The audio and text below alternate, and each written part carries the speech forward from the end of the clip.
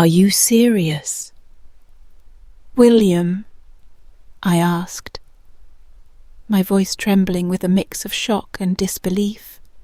His words hung in the air like a heavy fog, thick and suffocating. I couldn't tell if he was joking or if my husband of 15 years had lost his mind. Yes, Anna, he said, his tone calm but firm. I've thought about this carefully.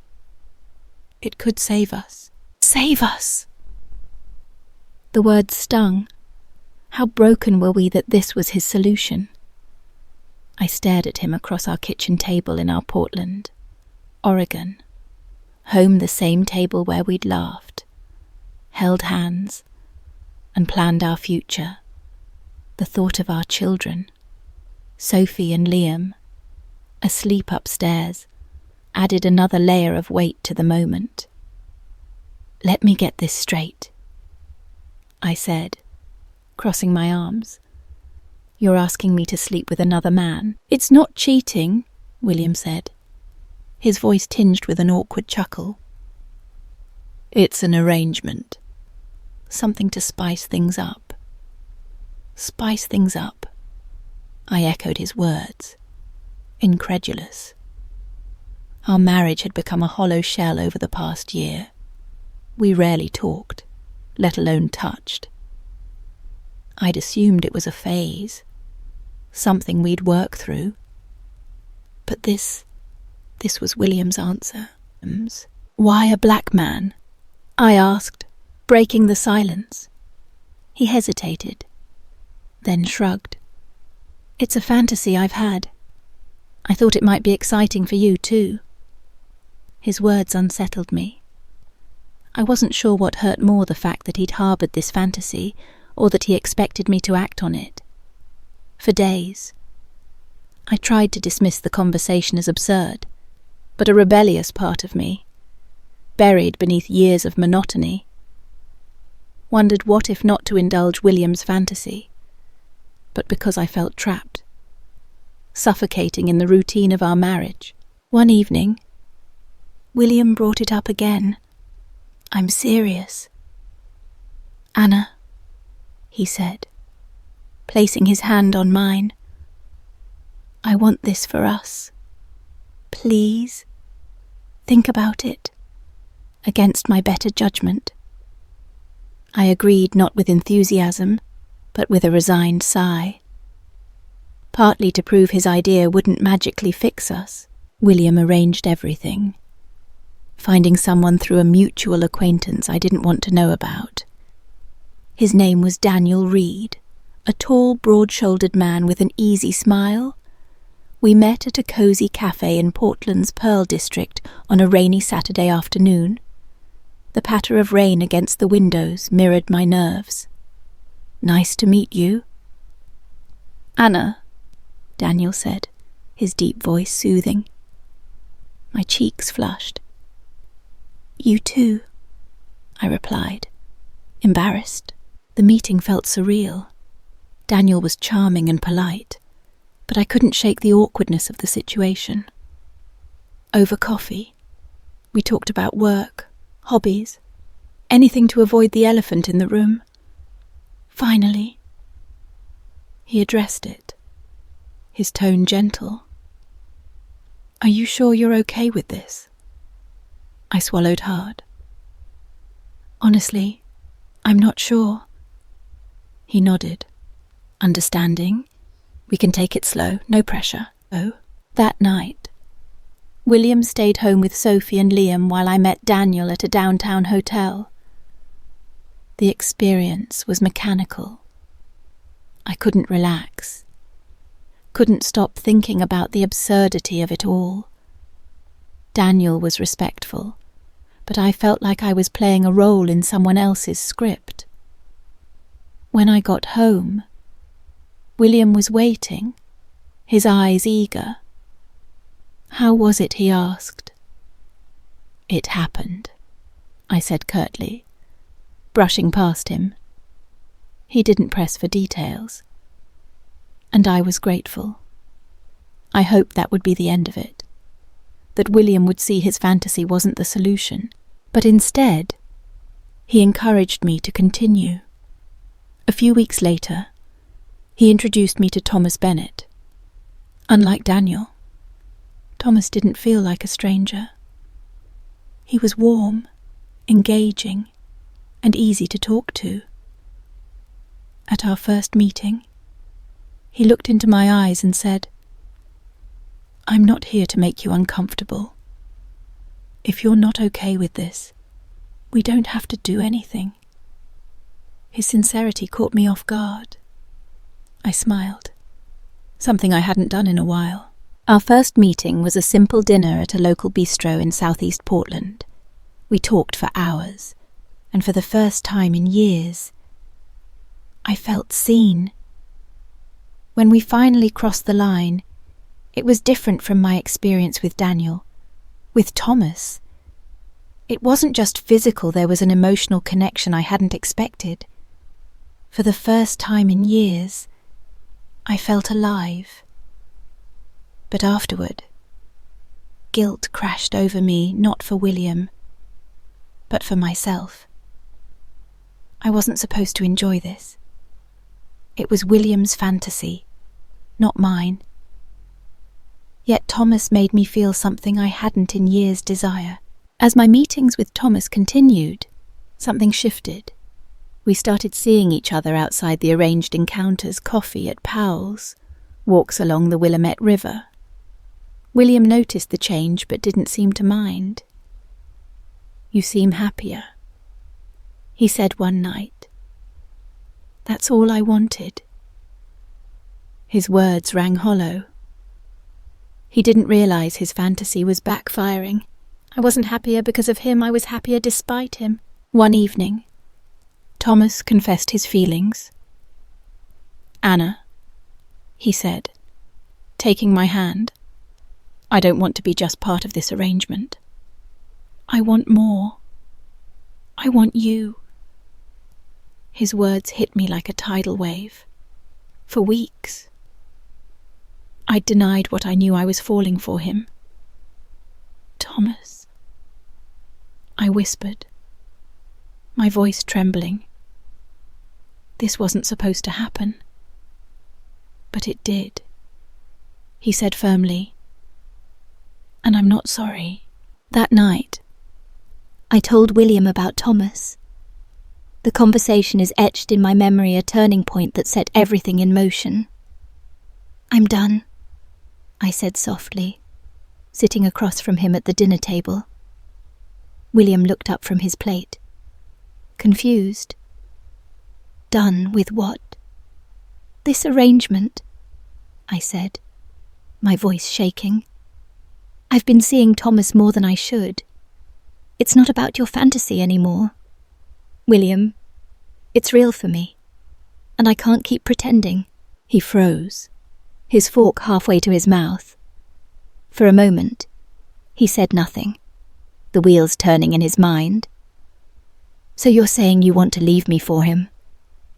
I nodded, my throat tight.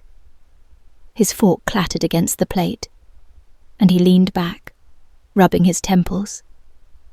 "You're serious?" "I'm sorry." "William," I said, tears streaming down my face. "I didn't want this to happen, but it did. I need to be honest with you and myself." He didn't shout or argue. He just sat there, staring at me like he didn't recognize me. The silence was suffocating. Finally, he spoke. "This was supposed to bring us closer. Anna, not tear us apart. I know," I whispered. "I didn't plan for this, but it happened."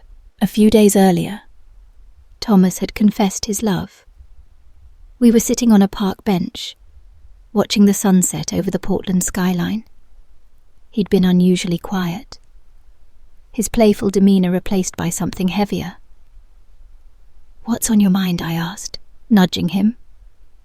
He turned to me, his eyes serious. I'm falling in love with you. Anna, I know this isn't what you signed up for, but I can't pretend I'm okay with being just a part of your life. His words shook me. I'd tried to suppress my feelings, convincing myself our connection was temporary, part of William's plan. But deep down, I knew I felt the same. I don't know what to say. I admitted, my voice barely a whisper. Say you'll be with me, he said, his hand covering mine. Not because of someone else's rules, but because you want me. I looked into his eyes and, for the first time in years, felt truly seen. Okay, I said, my voice trembling. I want to be with you. After my conversation with William, there was no going back. The next few weeks were a whirlwind of emotions. We agreed to keep things civil for Sophie and Liam, but the tension in the house was palpable. Explaining it to the kids was the hardest part. Why can't you stay together? Sophie asked, her voice trembling. At 12, she was old enough to sense the strain, but too young to grasp the complexities. Liam, at 9, just stared at me, confused. We both love you so much, I said, my voice thick with emotion. But sometimes adults grow apart. This isn't your fault, it's ours. William chimed in, trying to reassure them. But the damage was done. That night, I cried myself to sleep, wondering if I'd made the right choice. Thomas was my rock through those chaotic weeks, patient and supportive. You're doing your best, he said one night as I sat in his apartment, exhausted from another tough talk with William. It's not easy, but you're being honest. That's what matters. I leaned into his embrace, finding solace in his warmth, solace in our relationship progressed quickly. I spent more time at Thomas's place, eventually moving in after the divorce was finalised. His apartment in northeast Portland was modest compared to the house I'd shared with William, but it felt like home in a way I hadn't experienced in years. We decorated it together, filling it with small touches that reflected us both vintage records, potted plants, a cosy throw blanket for movie nights. William handled the divorce better than I expected. Despite moments of hurt, he never lashed out or made things harder than necessary. I just want you to be happy, he said during one of our final conversations. I hope you find happiness too, I replied, meaning it. We agreed to split custody, alternating weeks, and work together to make the transition as smooth as possible for Sophie and Liam. It wasn't perfect, but we were determined to make it work. Life with Thomas felt like stepping into sunlight after years in shadow. He brought out a side of me I'd forgotten, playful, adventurous, unapologetically myself. One night, as we sat on his couch watching a movie, he turned to me. Do you ever regret leaving William for this? I took his hand, smiling. Not for a second. For the first time in years. I felt free to love, to be myself, to embrace the future. Moving in with Thomas was both thrilling and terrifying. After 15 years of marriage, I'd grown accustomed to a predictable, if stifling, routine. With Thomas, everything felt new, uncharted. Our first night together in his apartment was quiet. We'd unpacked my bags, ordered takeout, and sat on the living room floor, eating straight from the cartons. Welcome home, he said, raising a plastic fork in a mock toast. I smiled, ignoring the knot in my stomach. Leaving William was final, but it wasn't easy. I'd traded a familiar life for something unknown, and I wondered if I was strong enough to handle it. Thomas's apartment was modest, a mismatched couch, a tiny kitchen, bare walls except for a few framed photos and artwork he'd collected. It was nothing like the pristine house I'd shared with William, but it was warm, inviting, like Thomas himself. The first few weeks were an adjustment. I went from having a dishwasher to washing dishes by hand, parking on the street and worrying about tickets in Portland's unpredictable weather. It wasn't glamorous, but it was real, and I found comfort in that. Thomas was endlessly patient, giving me space when I needed it and holding me close when I felt overwhelmed. One night, as we lay in bed, I confessed my fears. What if I made a mistake? He turned to me, his expression serious but kind. You didn't. And even if it feels hard now, we'll get through it together. His words were a balm to my anxious heart. Co-parenting with William was the hardest part. Sophie and Liam struggled to understand why their parents were apart. "Why can't you fix it?" Sophie asked one night, as I tucked her in. "It's not that simple, sweetheart," I said, stroking her hair. "Sometimes, even when people care about each other, they're not meant to stay together."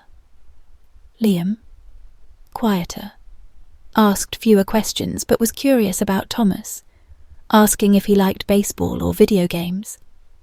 Thomas made an effort to connect, attending Liam's soccer games, helping Sophie with school projects, even learning to cook their favourite meals. It wasn't an instant bond, but his patience won them over. Financially, life was different. William and I had built a comfortable life with 2 stable incomes. Thomas, a freelance graphic designer, had an inconsistent income. Some months were great, others lean. My job as a marketing director provided stability, but supporting 2 kids in a new household wasn't easy. I cut back on expenses, cooked more at home, skipped coffee runs. Thomas took on extra freelance work and a part-time gig to help. One evening, after a stressful day of balancing bills, he surprised me with a simple dinner pasta, salad, candles on the kitchen table.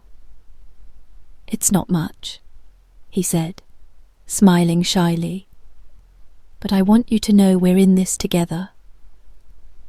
Tears welled in my eyes as I hugged him. It wasn't about grand gestures, it was about love, effort, and feeling supported. We started couples therapy early in our relationship. Knowing our unconventional start came with challenges.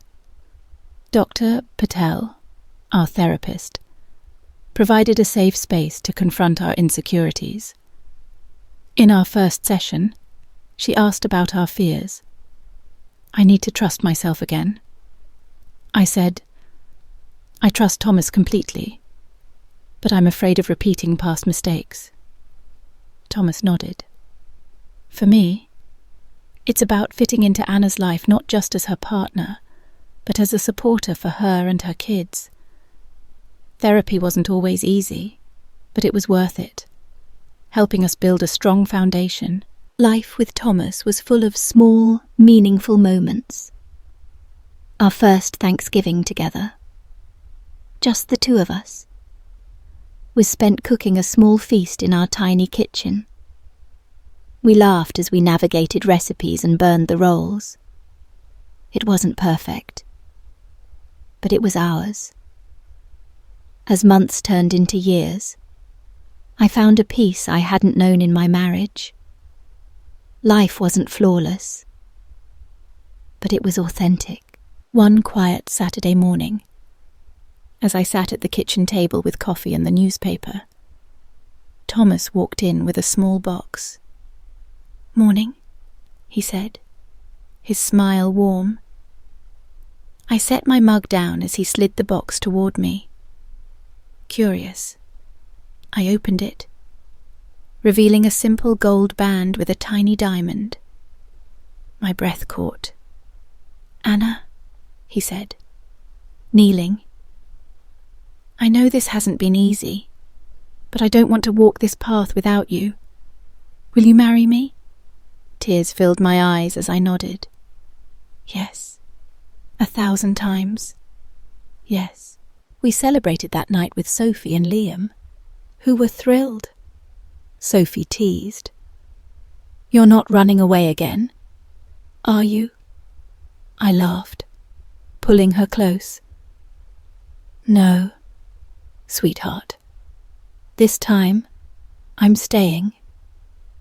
Telling William about the engagement was nerve-wracking, but his response surprised me. "Congratulations," he said evenly. "If he makes you happy, that's all I want." We talked about logistics, how the kids would be involved in the wedding, how we'd handle schedules. For the first time in years, our conversation felt easy. Our wedding was a simple affair in the backyard of Thomas's parents' home in Beaverton. It was a cool autumn day, the leaves vibrant with gold and red. Sophie and Liam stood beside me as I walked down the aisle, their smiles filling me with pride. When we exchanged vows, Thomas took my hand. "Anna, you've taught me what it means to truly love. I promise to stand by you, through every high and low, for the rest of my life." My voice trembled as I replied, "Thomas, you've shown me that love isn't about perfection. It's about choosing each other every day. I choose you, today and always." As we settled into married life, we focused on building a blended family. Family dinners became a staple, with everyone sharing their day's highlights. We introduced new traditions: movie nights, weekend hikes in Forest Park, while keeping old ones the kids cherished. Co-parenting with William required constant communication, but we made it work. One evening, after Liam's soccer game, William pulled me aside. "I didn't think you and Thomas would last," he said. "But I was wrong. He's good for you." I smiled, touched. "Thank you. I'm glad you're finding your way too." Years later, life with Thomas continues to evolve. We've faced new challenges and celebrated new milestones, always leaning on each other. One evening, as we sat on our porch watching the sunset, Thomas took my hand. "Do you ever think about how we got here?" "All the mess and complexity," I laughed, resting my head on his shoulder. "All the time. But I wouldn't change a thing." He kissed my forehead. "Me neither." In that moment, I knew our journey, though unconventional, had led us to a place of true love and happiness, and that was enough.